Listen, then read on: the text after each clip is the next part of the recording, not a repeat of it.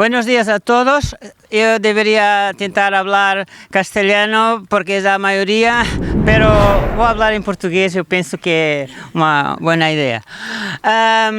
Bom dia a todos, bem-vindos a Elvas, os que são de Elvas, bem-vindos a esta iniciativa destes percursos, destas visitas organizadas entre o Ateneu de Badajoz e a AIAR. Para falar a verdade, a proposta surgiu do Ateneu de Badajoz a partir dos 500 anos das juntas e a partir daí pensamos que poderíamos construir mais eventos comuns. Este é o primeiro, é o segundo do lado de cá, e o Nuno Grancho, que está aqui, vai orientar esta visita. E pronto, e vamos passar rapidamente ao Nuno Grancho, mas antes, dar umas palavras, deixar aqui o Ateneu, dizer umas coisas. Olá, bom dia, muito obrigado pela bem-vinda e para nós é muito importante establecer estos vínculos de unión, paso al castellano mejor, en el que vamos a, como ha comentado Kuski, la idea surgió hace un tiempo, ¿no?, de estrechar vínculos entre el Ateneo de Badajoz, una institución, una asociación cultural histórica centenaria, ¿no?, que llevamos a cabo una labor de recuperación del patrimonio histórico artístico, con la Eurocidad, con Badajoz y con Elvas. El mes pasado hicimos una ruta por la arquitectura de Badajoz en el tránsito del siglo XIX al XX, sobre todo con edificios de estilos eclécticos, modernistas, y esta es la segunda cita. Estamos muy contentos y la verdad es que la idea es seguir estrechando vínculos con Badajoz, con Elvas, y poder replicar una serie de rutas histórico-artísticas, incluso también donde podamos abordar, incluso lo estábamos hablando antes, el patrimonio natural, la riqueza botánica de ambas ciudades, para divulgación, para dar a conocer todo el patrimonio que tenemos tanto en Badajoz como con Elvas, y por supuesto, ¿por qué no?, también con Campomayor, que conforman la Eurociudad. Exacto, Olivenza también. Y Olivenza también, bueno, pero Olivenza... Cuatro ciudades que podíamos... Son 4 ciudades cerca que podemos... Así que, sobre todo, muchísimas gracias por la gente que venís de Badajoz y también en Elva, que dedicáis la mañana del sábado a aprender de nuestro patrimonio, a conocer la historia, en este caso, de Elvas, y nada más. Ok. Nuno va a ser el guía. Bueno. Sí. Buenos días. Yo soy Nuno, voy a ser vuestro guía y vamos a dar inicio por el castillo que tenemos atrás, y por el castillo porque yo creo que es la construcción más antigua que existe en Elvas, y por eso de algún modo se puede dar lo inicio de la historia de Elvas a partir del castillo. Bueno, el castillo nos lleva hasta los romanos, donde no el castillo como lo vemos hoy en día, pero una torre fortificada que habría por aquí. No habría un pueblo muy grande, pero habría algunas construcciones, pero algo muy sencillo. Lo que habría los romanos era alrededor de Elvas, en las casas de campo, fincas, lo creo que es el nombre, pero aquí no habría nada de más. Habría así una torre fortificada y que se va a pasar a los musulmanes cuando llegan aquí a este punto, y ahí vamos a tener no solo una fortificación como dos cercas de muralla, una primera, aquí adelante, y una otra que era el límite del pueblo musulmano, que un poco abajo de la Plaza Mayor, y ahí tiene una otra muralla, y ahí terminaba Elvas musulmana. Pero el castillo se va a mantener desde los romanos, después los musulmanos, hasta el periodo cristiano, y el periodo cristiano es lo que resulta lo que vimos aquí. Con la primera dinastía de Portugal, el castillo era algo importante porque teníamos el Prigo el peligro de los castellanos, y por eso se ha mantenido siempre bien el castillo. Y vamos a tener en los reinados de Don Juan II, Don Manuel, Don Juan II, Don Denis y Don Manuel, que vamos a hacer construcciones dentro del castillo. La torre de Menagen es un ejemplo, y tenemos también la casa del alcaide mayor de la ciudad que habitaba aquí en el castillo en la primera dinastía, porque después el castillo va perdiendo importancia, porque la manera de hacer la guerra es otra. En el periodo moderno, por ejemplo, tenemos después el fuerte de Graza, que está arriba, y abajo el fuerte de Santa Lucía. Por eso el castillo se va a mantener sobre todo la primera dinastía de los monarcas portugueses, la dinastía de Afonsina, pero después se va perdiendo importancia y bueno. Decir una otra cosa, que es el castillo en siglo XX va a ser en Portugal el primer monumento clasificado, el Castillo de Albas, creo que en 1908. Al fin de monarquía portuguesa se va a clasificar el primero, el Castillo de Albas. Y eso tenía que ver con la política. Bueno, eso no, la clasificación es en 1908, y más adelante, en Estado Nuevo, con Salazar, vamos a tener una política cultural que va a buscar los momentos más importantes de la historia de Portugal. La Reconquista es un de ellos, es un primero, un segundo los descubrimientos, y un tercero el reinado de Don Juan V, que también ha sido muy importante para Portugal. Y esos son los tres momentos. El castillo estaba incluido en lo primero, en la reconquista de Portugal, y lo que se va a hacer políticamente, como política cultural en Estado Nuevo, es la recuperación de todos los castillos en Portugal. Por eso lo que vimos no hay legado así, hay legado malo, digamos así, pero en siglo XX se va a hacer reconstruido como todos, la mayoría de los castillos en Portugal, y por eso resulta una construcción del siglo XX casi, en su totalidad, y es lo que vimos aquí, pero tiene más do que una construcción antigua, tiene historia, y bueno, y podemos decirlo que la historia de Albas se va a iniciar a partir del castillo, y de aquí vamos a seguir, yo creo que de las dominicas a la antigua catedral, a la Plaza Mayor, creo que también al centro interpretativo de los judíos, y después terminamos en la iglesia de los dominicos. Estamos na igreja de Alcáçova, que esse edifício temos aqui atrás de nós, mas eu antes de dar uma explicação sobre a igreja, vou só fazer referência a uma outra coisa, que quando vinhamos no percurso para a igreja, passámos num arco. Isso é a primeira muralha árabe da cidade. Temos esta primeira, vamos ter depois uma mais abaixo, como eu há bocado referia, debaixo da Praça Maior de Elvas, a segunda muralha. Esta é a primeira. Este arco chama-se Arco do Miradeiro, e não tivemos a oportunidade, se calhar, de nos aproximar muito, mas só fazer uma referência. Alguma da pedra utilizada na construção do arco foi supostamente retirada do castelo romano. E porquê, ou como é que se sabe que foi do castelo romano? O trabalho romano, ou melhor, o trabalho da pedra feito no período romano tem uma especificidade, porque é talhada de uma determinada maneira, e nós conseguimos identificar no arco essa mesma pedra. Portanto, podemos deduzir de alguma maneira que foi aproveitado essa pedra romana, da construção que haveria aqui, da dita fortificação romana, para a construção do arco. À parte feito, voltamos à igreja de Alcáçova. A Igreja de Alcáçova, que é este edifício que temos atrás de nós, isto resulta já de várias campanhas de obras que foram feitas ao longo dos séculos,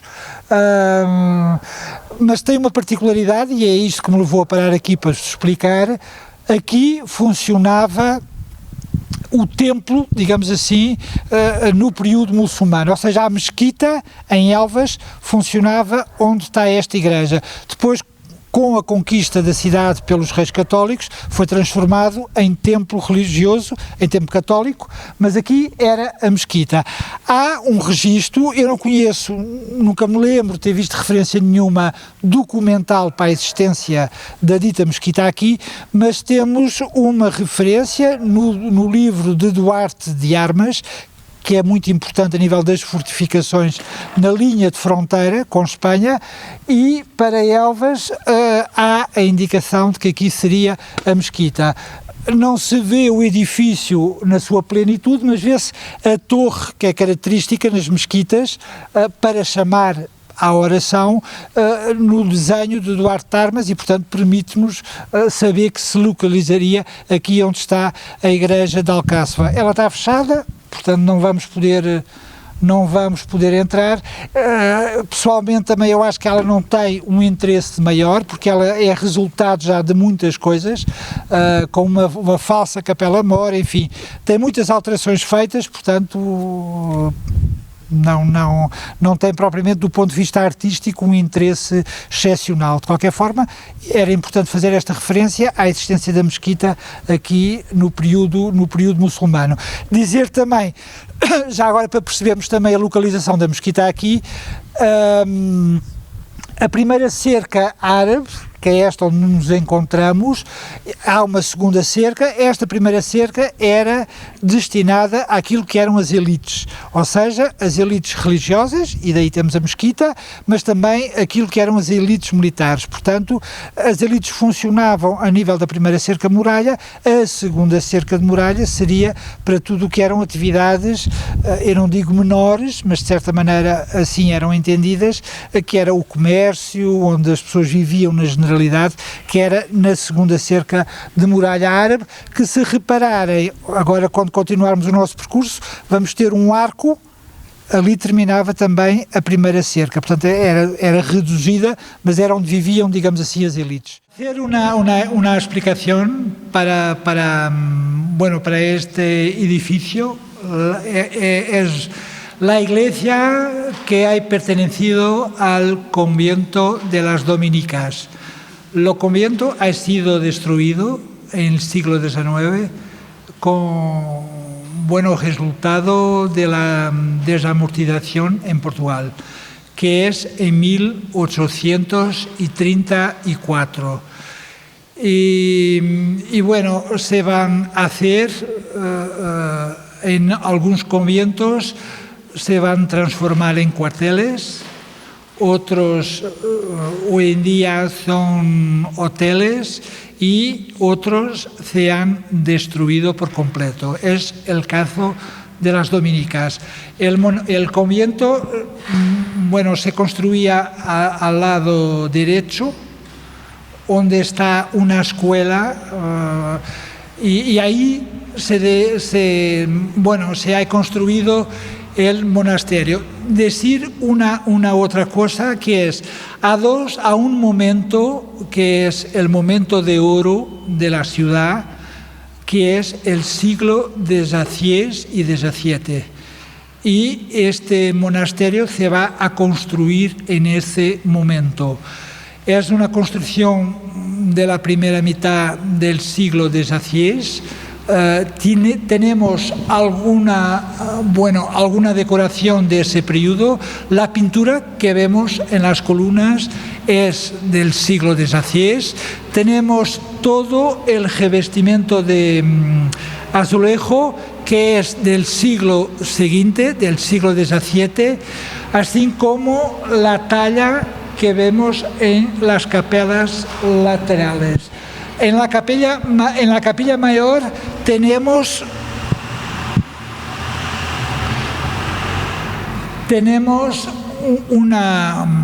una cobertura que es completamente renacentista y con toda una decoración de candelieri, que es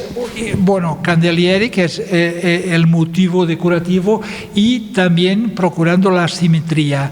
Y eso es característico de lo Renacimiento. Y tenemos aquí una mezcla entre el siglo XVI y el siglo XVII. Para este espacio, tiene una planta octagonal, como ustedes pueden mirar, y ha sido construido, según la tradición, en los espacios de una otra iglesia que llamamos de iglesia de Reconquista, porque ha sido fundada con la reconquista de la ciudad de Elvas, y que pertenecía a la orden de los templarios. A personas que asocian la planta a los templarios. Yo creo que no tiene una relación directa, pero una planta octogonal era característico del siglo XVI, punto. No tiene a ver con los templarios, y me parece un poco forzado ir a buscar los templarios para justificar la planta octogonal. ¿Qué puedo decir más sobre...? Tiene una tumba ahí, la última que tenemos en el piso, y que tiene una decoración que es muy peculiar, que después pueden mirar mejor, que es una porcelana china. Y no es muy común, pero nos puede dar una información que la persona que ha sido enterrada ahí tenía una relación con Oriente, que es normal, sobre todo en el periodo que estamos hablando, siglo XVI y siglo XVII, y se ha retratado en la piedra esa distinción, pero es muy peculiar porque no se conocen muchas en Portugal, y por eso después si quieren mirar se puede. Como ha dicho al inicio, no hay ninguna otra construcción, solo la iglesia, y que resulta del siglo XVI y XVII. Tenemos fuera un otro portal, que yo creo que es este que se queda ahí, y que fuera tiene una decoración renacentista también, y que se puede mirar. Estamos diante da antiga Catedral de Elvas. É uma catedral que é fundada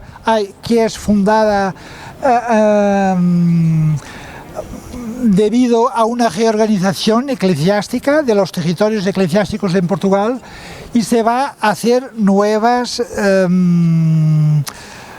obispados, y Elvas va a ser uno de ellos en el siglo XVI, y que se va a hacer una catedral, la Catedral de Elvas, y que va a existir hasta el final del siglo XIX. Va a tener varios obispos, y la iglesia, que no podemos entrar lamentablemente, pero la iglesia tenemos decoración, y a nivel de arquitectura tenemos manuelino, que podremos ver en esta decoración, este cordón que se hace en arco, pero tenemos ya el siglo XVII arriba, donde están las dos puertas arriba, y lateralmente tenemos dos portales que son también manuelinos. El interior, en la estructura en general, es manuelina, tardogótico.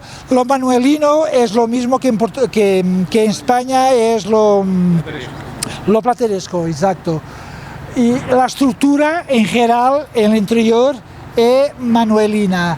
Tenemos después una campana de obras muy significativa en el siglo XVIII, y vamos a tener las capillas laterales que tenemos en la iglesia, que son del siglo XVIII, con excepción de las dos últimas que son anteriores. Y la capilla mayor que tenemos, que es una obra del barroco, que en Portugal lo denominamos de barroco erudito, o si quieren un barroco italianizante, no sé si he dicho cierto, por la influencia de Italia sobre el barroco de la capilla mayor. Italia a nivel de las artes va a tener una grande preponderancia, sobre todo en el siglo XVIII, pero sobre todo en la primera mitad. ¿Y por qué? Porque el monarca Don Juan V era fascinado por todo lo que tenía a ver con Italia. Y por eso vamos a tener la influencia en los obispos, que van a buscar el barroco de Italia o la influencia del barroco de Italia. Pero, por ejemplo, tenemos en Portugal, para tener una idea, la mayor concentración de escultura italiana fuera de Italia es en Portugal. Y es en un complejo que es el complejo de Mafra, la basílica, los palacios y la biblioteca, y ahí vamos a tener la mayor concentración de escultura italiana del siglo XVIII fuera de Italia, porque Don Juan V era fascinado por todo lo que tenía Italia, no solo de escultura, de pintura, de orfebrería, de todo. Y aquí vamos a tener esa influencia a nivel de la capilla mayor. Hay un otro elemento que a mí que llamo siempre la atención, que es la capilla en un extremo y en otro extremo el órgano, que también es del siglo XVIII, pero creo que de la segunda mitad del siglo XVIII, y que es una obra mandada a construir por un obispo de Elvas, claro que sí. Y yo creo que es los dos elementos que van a sobresalir en el interior, es la capilla mayor, sin duda, y después en otro extremo el órgano. Hay una otra información que me gustaría dar, que es que me está a faltar el término, la sacristía. La sacristía nada tiene a ver con el barroco, es una construcción del siglo XVII y es toda revestida a azulejo del siglo XVII. Hay una diferencia de azulejo del siglo XVII para el XVIII.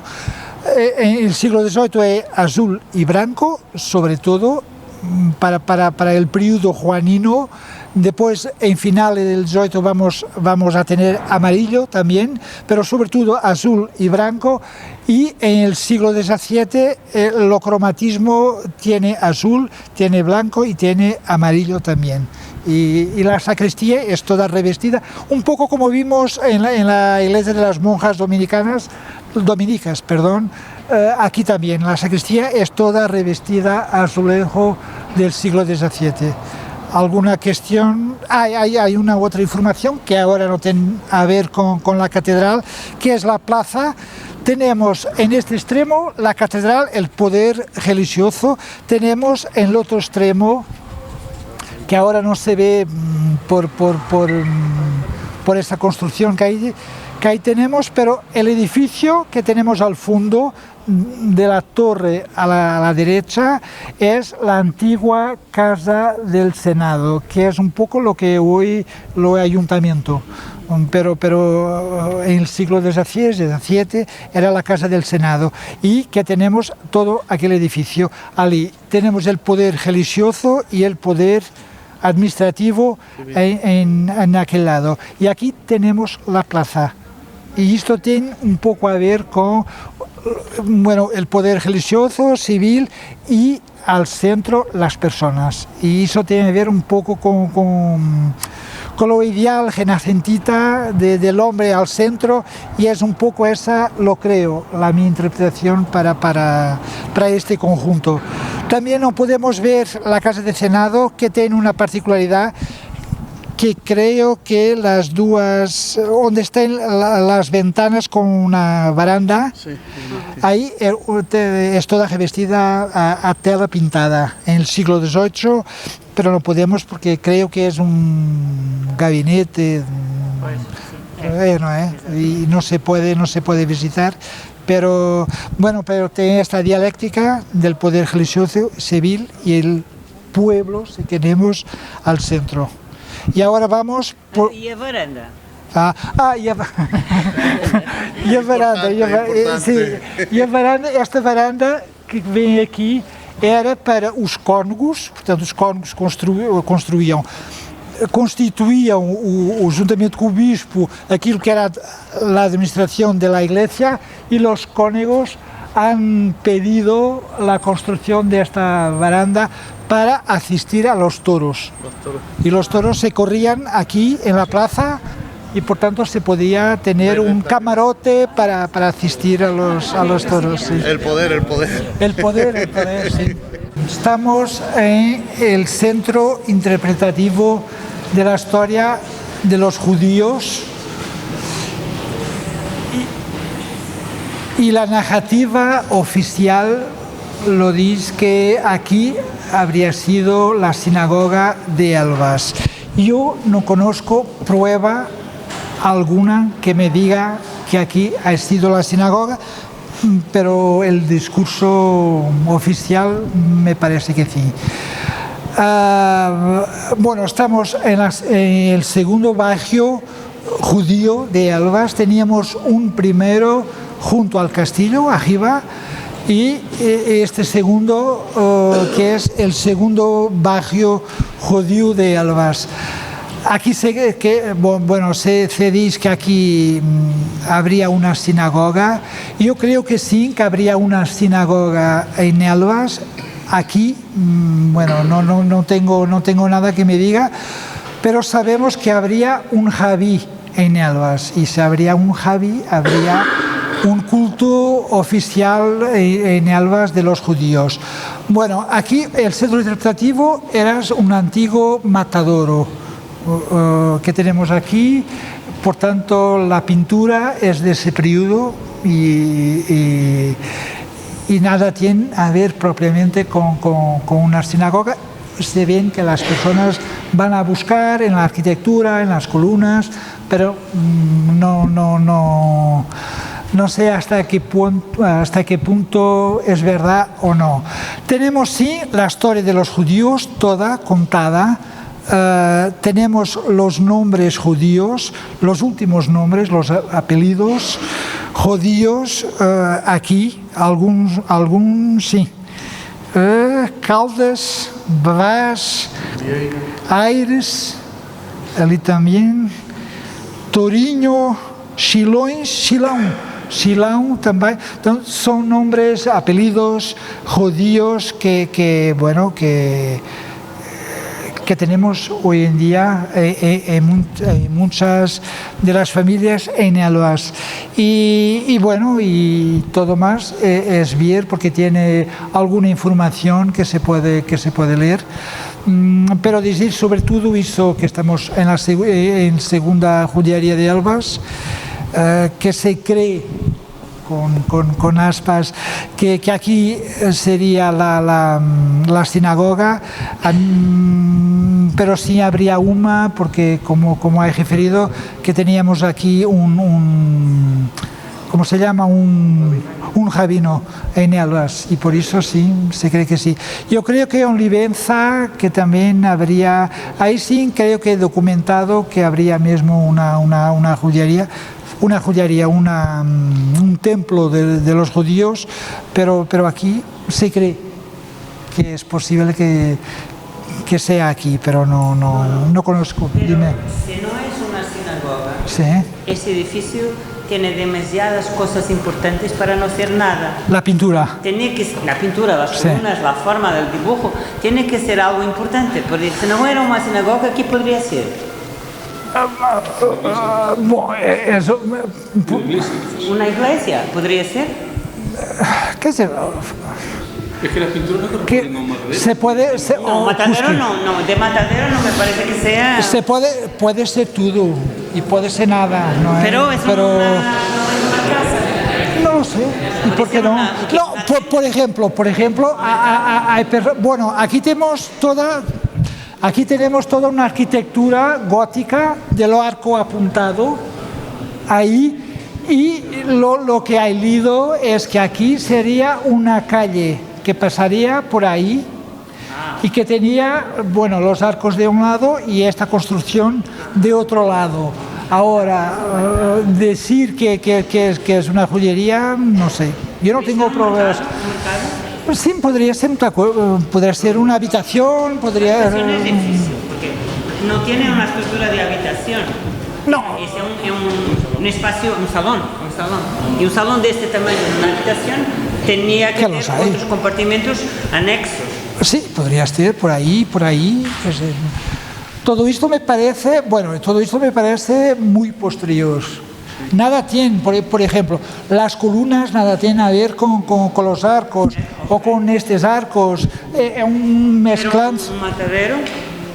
Aquí sí, así. No, las pinturas para un matadero. Sí, me parece. Pero el matadero se ha durado hasta el siglo XX. Pero hacer pinturas de estas para hacer un matadero. Hasta el siglo XX. Las pinturas me parecen ser que siglo XIX. Sí, estaban cubiertas. Por eso digo que el edificio tiene que ser algo importante. No pero ahí que no miro nada de, por ejemplo, de religioso. Claro, puede no ser. Podría ser altares, pero... No, también no parece. Pero no me parece. Pero me parece muy forzado. Me parece que algo distintivo. Sí, distintivo es, sí, claro que sí. Pero mismo una sinagoga, yo no conozco un documento que me diga que ha sido aquí, pero es una posibilidad. Estamos en la iglesia de los dominicos. Los dominicos han sido la primera casa conventual en Elvas y desde el siglo XIII que existen en Elvas. Es la primera casa bajo la línea del río Tajo. La primera casa dominicana es la de Elvas. Antes mismo que en Évora se hace la casa de Elvas. Y se va a construir, bueno, un templo con esta dimensión, con una iglesia que es la mayor que tenemos en Elvas y que tiene características muy importantes. Pero decir una otra cosa, los dominicos, no dominicanos, pero los dominicos tienen una filosofía muy propia de la edificación de sus casas fuera del espacio urbano. Cuando hacíamos el camino aquí, pasamos en un arco, aquí un poco más arriba, pasamos a un arco. La ciudad terminaba ahí. Todo esto era campo y por tanto los dominicos vienen para el campo y se deslocaban a la ciudad, digamos así, para hacer no sé cómo se dice en castellano, pero evangelización, para decir el evangelio, sí, evangelio y predicar, vale. Y sí a la ciudad para predicar. Y se ha construido fuera de la ciudad. Era una práctica común a todos los dominicanos y aquí no ha sido excepción. Bueno, hay una otra ligación con los dominicos que es la última capilla que tenemos ahí.